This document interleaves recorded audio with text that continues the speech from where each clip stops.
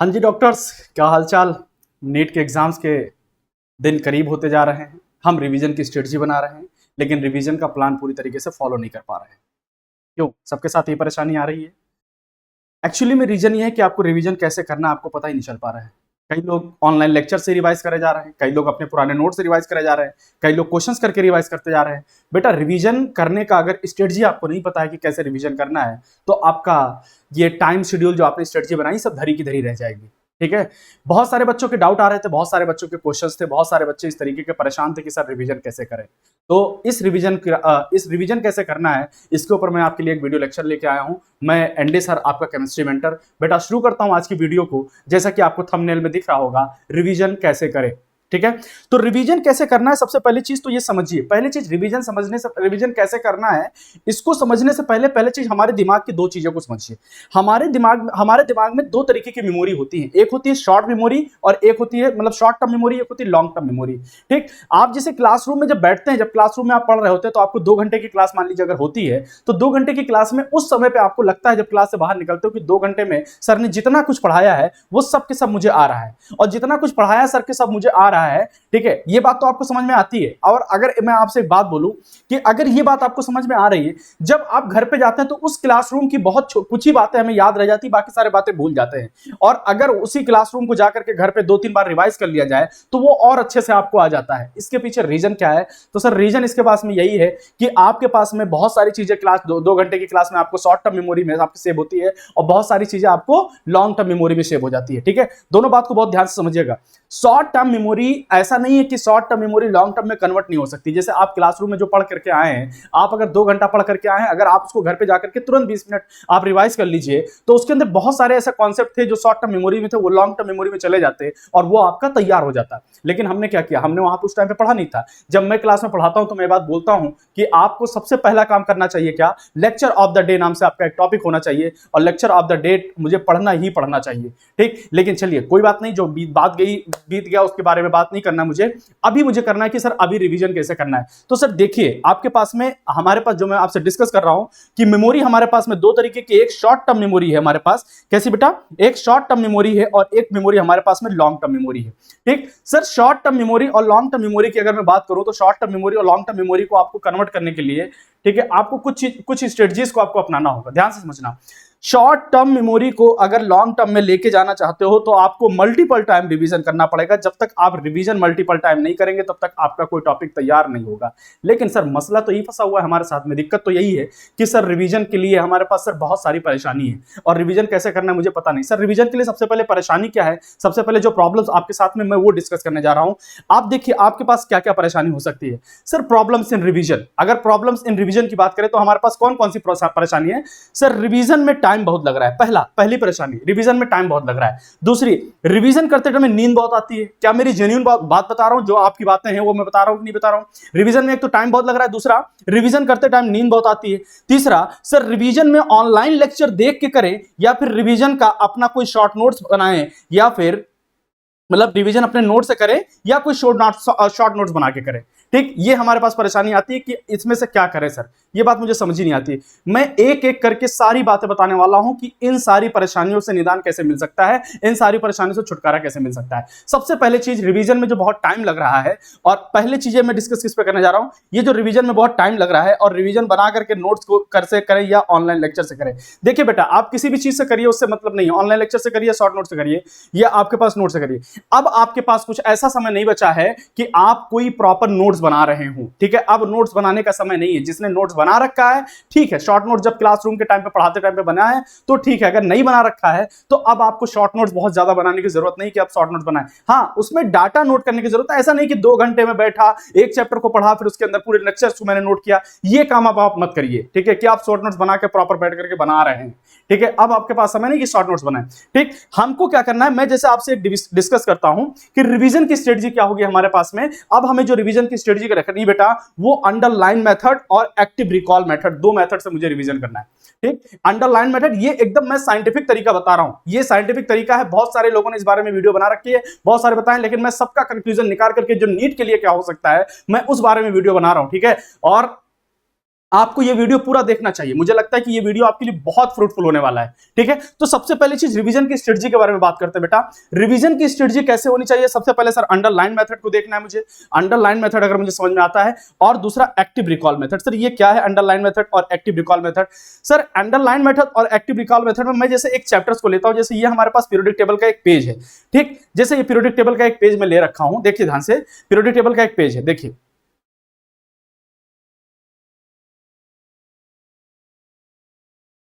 शायद उसमें डिस्प्ले नहीं हो रहा प्रॉपरली, ठीक है, चल,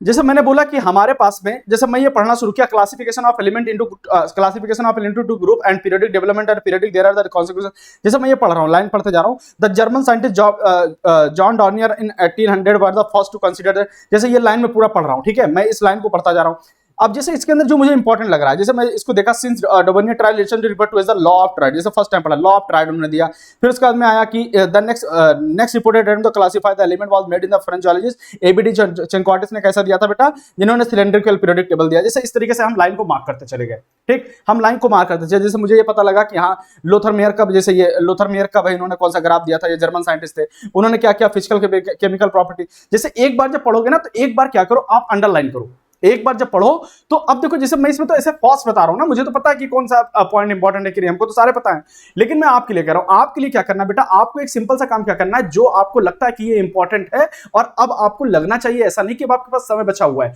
आपको क्वेश्चन से जो आपके क्वेश्चन गलत हो रहे हैं, जो क्वेश्चन आपसे फंस रहे हैं, उसके जो इंपॉर्टेंट पॉइंट्स है, हम उन सारे पॉइंट्स को अंडरलाइन करते हुए चलेंगे। एक बार अंडरलाइन करना ही करना है, अब नोट्स नहीं बनाना है, अब अंडरलाइन करना है।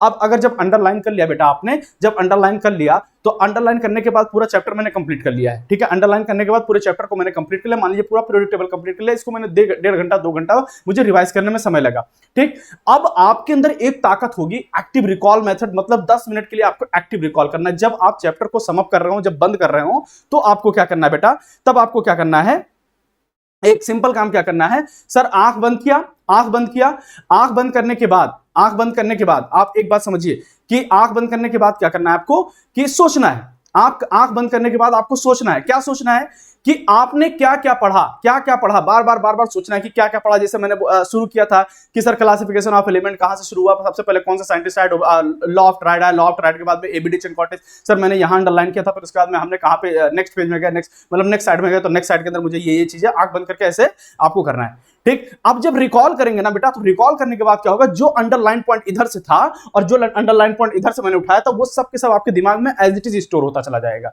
और मुझे यही स्टोर कराना है। जब एक बार ये स्टोर करता होता जाएगा, तो ये एक बार तो रिवीजन हो गया, एक बार तो मेरा रिवीजन हो गया। जब दोबारा फिर से मैं रिवीजन कर रहा हूं इस चैप्टर का, तो मुझे क्या पूरा चैप्टर फिर से पढ़ना है? नो सर, इस बार पूरा चैप्टर नहीं पढ़ना है, पूरा चैप्टर नहीं पढ़ना है। और पूरा चैप्टर क्यों नहीं पढ़ना है सर? बार बार थोड़ी चैप्टर पढ़ने का टाइम होता है, एक बार चैप्टर पढ़ लिया, उसके बाद मुझे पता नहीं कि अंडरलाइन आइटम, अंडरलाइन कौन सा, अंडरलाइन आइटम कौन कौन सा, जिसको अंडरलाइन किया मैंने उसको दोबारा फिर से एक बार पढ़ लिया, ठीक, फिर उसको रिकॉल कर लिया, फिर अंडरलाइन किया हुआ है, फिर रिकॉल कर लिया। एक बार, 2 बार, 3 बार, 4 बार करोगे ना, अपने आप चैप्टर याद हो जाएगा बेटा। ये हम आपको बोल रहे हैं कि आपको ये मैं बोल चुका हूं, ठीक है। यही तरीका होता है रिवाइज करने का। ऐसा नहीं कि लास्ट टाइम पे भी चैप्टर उठाए, पूरा चैप्टर दोबारा फिर से पढ़ना शुरू किया, नहीं, ऐसा नहीं होगा। ऐसा करोगे तो बेटा आपको कोई भी चैप्टर तैयार ही नहीं हो पाएगा।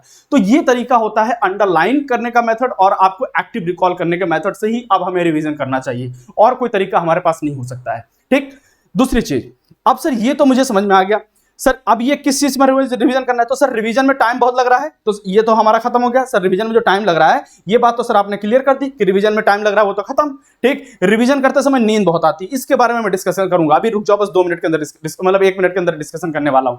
दूसरा, यहां पर रिवीजन ऑनलाइन लेक्चर देख के करें या किससे करें, और रिवीजन अपने नोट से करें या शॉर्ट नोट से करें। देखिए बेटा, आप बेसिक कोशिश करिए, अगर शॉर्ट नोट्स बना रखा है तो गुड सो गुड है, नहीं बना रखा है तो नोट से कर लीजिए, लेकिन नोट्स में कैसे करना है, अंडरलाइन करके। अब नोट्स को दोबारा शॉर्ट नोट्स में कन्वर्ट नहीं करना है, आप अंडरलाइन करके काम करना है। ऑनलाइन लेक्चर देख करके बेटा, ऑनलाइन लेक्चर उसी का देखिए जो आपको बहुत जल्दी रिवाइज करना हो, याद हो जाए, ठीक, क्योंकि ऑनलाइन लेक्चर करते समय आपको नींद आएगी, और आपको ऑनलाइन लेक्चर करते समय एक चीज का परेशानी होगी कि आपको एक्टिव बहुत रहना पड़ेगा, तो आपको टेबल चेयर पे एज इट इज बैठना पड़ेगा, जिस तरीके से एग्जाम में बैठते हैं या आपको क्लासरूम में बैठते हैं, तब जाकर के ऑनलाइन लेक्चर करिए, ठीक। तो हमारे पास में ये जितने भी सवाल थे हमारे पास में, की प्रॉब्लम क्या क्या थी कि रिवीजन में टाइम बहुत लगता है, रिवीजन रिवीजन करते समय नींद बहुत आती है सर, रिवीजन में ऑनलाइन लेक्चर देख के करें, कैसे करें, रिवीजन अपने नोट से करें या करें शॉर्ट नोट से करें, तो ये मैंने सारी बातें आपको बता दी है। अगर मैं इसके बाद में नेक्स्ट बात करूं बेटा, ये जो नींद वाली बात है कि सर नींद से छुटकारा कैसे मिले, तो बेटा नींद से छुटकारा अगर चाहते हो ना, तो आपको रिवीजन की डेडलाइन आपको तैयार करनी पड़ेगी, है ना।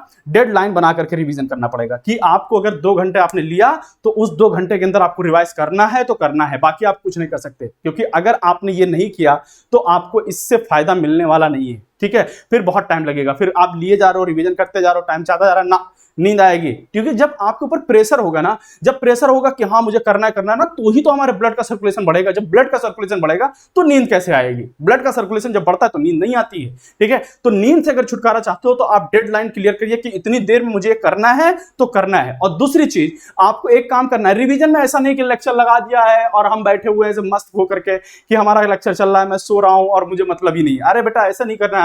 आप रिवीजन करते समय कॉपी बगल में रफ रखनी है, अपने नोट्स उठाना है, नोट्स पढ़ना है, रफ में नोट करना है। ये ऐसे उठाया, जैसे मैंने ये उठाया, नोट्स उठाया, ये मेरा मान लीजिए हमारे पास में क्या है, मान लीजिए हमारे पास में रफ है, तो मैं कुछ भी लिख रहा हूं, 2 5 3 3 4 4 6 6 5 5 4 3 3, कुछ भी लिखता जा रहा हूं, जो पढ़ता जा रहा हूं यहीं पर रिवाइज करते हुए लिखता जा रहा हूं, रिवाइज करते हुए लिखता जा रहा हूं। जब इस तरीके से आप रिवाइज करोगे बेटा, तो ही जाकर के आपको ये प्रॉपर चीजें कंप्लीट हो पाएंगी, अदरवाइज ये नहीं कंप्लीट हो पाएंगी। तो हमारे पास बेसिकली काम क्या करना है, हमको अब जो रिवीजन की स्ट्रेटजी लेनी है वो किस तरीके से लेनी बेटा। सर रिवीजन के बारे में बात करते हैं, तो रिवीजन के बारे में मैंने क्या बोला कि आपको अंडरलाइन करके करना है, एक्टिव रिकॉल से करना है। और आपको नींद से छुटकारा पाना चाहते हो तो उसके लिए क्या करना है, डेडलाइन बना करके रिवीजन करो। दूसरा चीज, रफ कॉपी लेकर के साथ में बैठो, ठीक। अगर कभी बहुत मन ना करे, आपको बिल्कुल भी मन नहीं करना पढ़ने का ना, आप एकदम बिल्कुल लग रहा है बोर हो रहा है ना, तो कुछ मत करो, कॉपी को ही पलट लिया करो। कॉपी को पलटने से भी बहुत सारी चीजें रिकॉल हो जाती है। मैं आपको फिर एग्जाम्पल बताना चाहता हूं मैं, ठीक है। एग्जाम्पल बताना चाहता हूं कि आपको घर में किसी का नाम नहीं याद है, घर में किसी का नाम नहीं याद है, ठीक है। नहीं आपने याद किया बचपन से कि हाँ किसका नाम क्या होगा, इसका नाम क्या होगा, इसका नाम क्या होगा, किसी का नाम याद किया है। और अब याद करिए कि आपके किसी नाना, पूरे नाना के घर में, आपके मामा के घर में या चाचा के घर में अपने भाई बहन कितने कजिन होंगे, 10 20 25 सबके कजिन होते हैं। सारे कजिन्स का आपका नाम याद होता है, सारे मम्मी पापा, नाना नानी, चाचा मामा फूफा, सबका नाम याद होता है। आपको किसी ने बिठा करके रिवीजन नहीं कराया, क्यों नहीं रिवीजन कराया, लेकिन आपके दिमाग में स्टोर करा दिया गया, बोल बोल के, सुन सुन के, देख देख के। मैं आपको भी बताऊं ना, मैं एक इमेजिनेशन बता रहा हूं कि आंख बंद करके आप सोचिए आपका घर जहां पे है, आप जिस मोहल्ले में रहते हैं, उस गली से लेकर के आप अपने घर तक जब जाने की कोशिश करेंगे तो वहां पे आपको एक बात याद करिए कि क्या आप आंख बंद करके उन सारी चीजों को याद करिए जो आपके मोहल्ले में पड़ता है, क्या याद आता है कि नहीं याद आता है। क्यों? वो भी बैठ कर रिवीजन नहीं किया गया। वो कैसे याद हुआ है बेटा, वो ऐसे ही याद हुआ है कि डेली डेली देखते गए, शॉर्ट टर्म मेमोरी आपके परमानेंट मेमोरी में कन्वर्ट हो चुका है और वो चीजें याद हो गई हैं। तो अब आपके पास में 2-3 चीजें मैंने आपसे पहले भी बोल रखी थी कि इस समय 3D काम करना होगा, डेडिकेशन, डिसिप्लिन और डिटर्मिनेशन के साथ। अगर डिटर्मिनेशन है, डेडिकेशन है, तो ही डिसिप्लिन बना करके काम करिए, सिलेक्शन आपका होगा, ठीक। जिसको भी लगता है कि सर मेरा सिलेक्शन नहीं होने वाला है, मैं नहीं सिलेक्ट हो पाऊंगा, ठीक है, मुझे तो अब तो कुछ आता नहीं, सिलेबस कुछ नहीं आता, बेटा देखिए ऐसा कुछ नहीं है। अगर आप ये सोच करके अगर तैयारी कर रहे हैं तो आप कभी सिलेक्ट नहीं होंगे और कभी भी सिलेक्शन नहीं ले पाएंगे। आप इस समय जरूरत है हमें कि लास्ट में 30 दिन हमें जितनी भी हमारे अंदर तो दम है ना, मेरे अंदर जितनी भी पोटेंशियल है, हमको अपनी सारी पोटेंशियल झोंक देनी चाहिए अपनी पढ़ाई के अंदर। जिस दिन मेरे अंदर ये आ गया कि मैं अपनी सारी पोटेंशियल के साथ पढ़ना सीख गया, उस दिन हमारे सिलेक्शन कोई रोक नहीं पाएगा, ठीक है। तो आज इसी के साथ मैं ये कंप्लीट कर रहा हूं, ठीक है। अगर आपको लगता है कि ये आपके लिए फायदेमंद है तो आप इस वीडियो को शेयर कर दीजिएगा, किसी 1-2 लोग को शेयर कर दीजिएगा, शायद उनका भी भला हो जाए, ठीक है। और मैं आपको जो भी जरूरत होगी आपको केमिस्ट्री को लेकर के और जो भी आपको पार्ट चीजों को लेकर के मैं आपके लिए कराने वाला हूं। और एनडी सर केमिस्ट्री का टेलीग्राम चैनल है, टेलीग्राम चैनल के ऊपर मैंने बहुत सारे पेपर्स अपलोड कर दिए हैं, ठीक है। Fill in the blanks biology का अपलोड कर दिया, केमिस्ट्री का भी अपलोड कर दिया है। जो लोग भी चाहते हैं उसमें देखना चाहते हैं, आप ले लीजिए पेपर को, टेस्ट को अटेम्प्ट करिए। इस समय टेस्ट के लिए, सिलेक्शन के लिए टेस्ट बहुत इंपॉर्टेंट है। 2 से 5 जैसा कि मैंने बता रखा है कि यहाँ पे 2 से 5 आपको टेस्ट अटेम्प्ट करना चाहिए। चलिए, thank you so much everyone, all the best.